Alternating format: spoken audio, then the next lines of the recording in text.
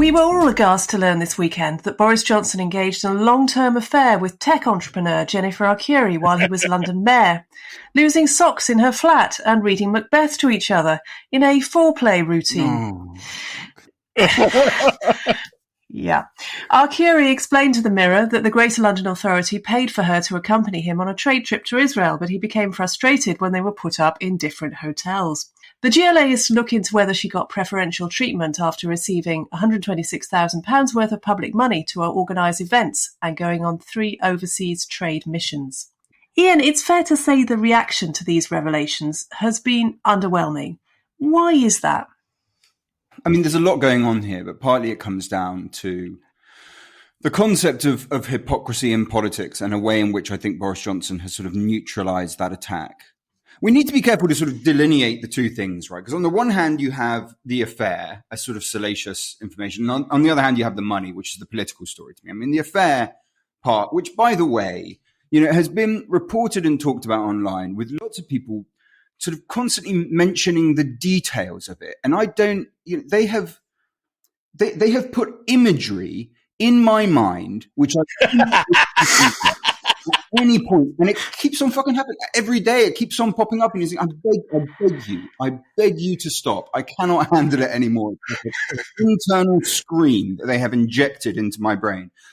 But there's that on the one hand, and the truth is, I don't give a fuck. I don't give a fuck who has affairs in politics or anywhere else. I really don't care less. There's this sort of dangerous thing. I think we were talking about this on the sort of start of the week on the bunker. There's a sort of dangerous thing that I think is taking over the left, which used to be quite vigilant about this stuff and used to say, no, come on, you can't, these are separate issues. What someone gets on in their personal life is different to what they do in their politics.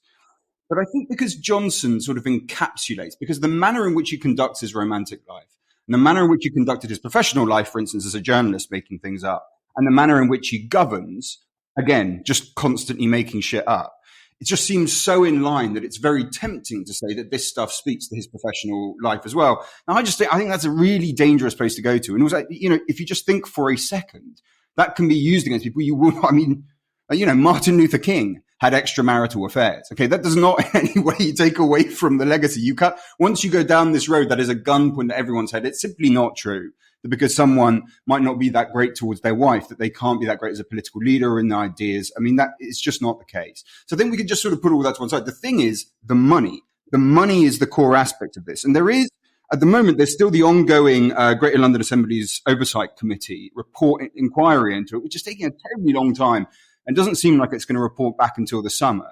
What concerns me, though, is that the reaction to that will be a shrug of the shoulders in the way that it has been this week. And that is more concerning. And that does seem to come down to this sort of ramshackle, bumbling way that Boris Johnson has of internalizing in the audience a sense that it's an act. And that therefore, because there's a wink, wink and a nudge, nudge to it, it can't be called hypocritical. Now, that's fucking dangerous because hypocrisy is the thing that gets you as a politician. That's why the Cummings story had such value. I mean, that's why sleaze during John Major's time had such an effect. That's why the Lib Dems were taken out on tuition fees, because of the perception of hypocrisy.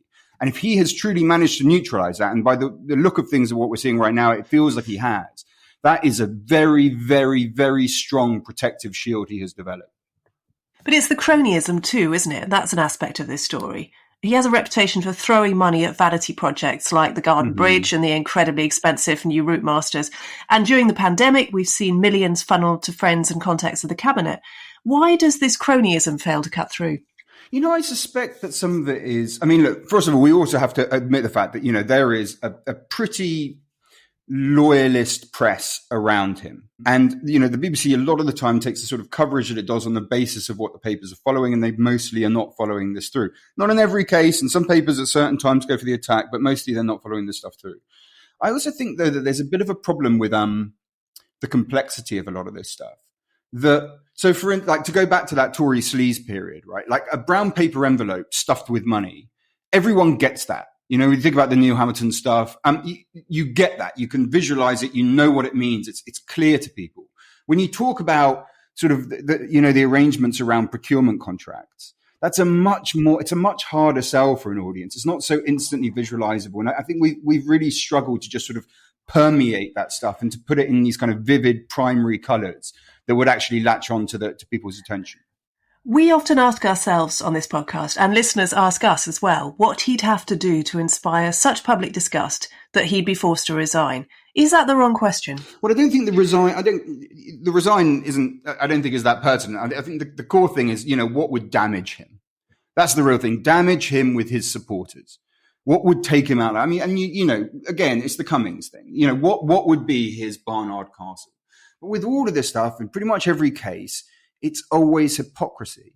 And that's what brings me back to that point that makes me nervous, that the sense of having neutralized it makes things much more difficult. I mean, we can, every day we sit here and for everything he says, you can come up with a statement he made, where he said the exact opposite. I mean, not least on, the EU is one of them. But even with, the vaccine passports, I mean, there's quotes of him saying the opposite just a sort of a month ago. When it was ID cards, he said he'd rather eat it than present it to a policeman. And now here we are with a project that would be more pernicious, more deep-seated than ID cards. So it's quite hard there. You can only hope that there is just a moment that isn't really policy-orientated, that is behavior-orientated, that is just so striking and so obviously hypocritical, so obviously going against the things that he himself had said that people remembered, that it could do damage.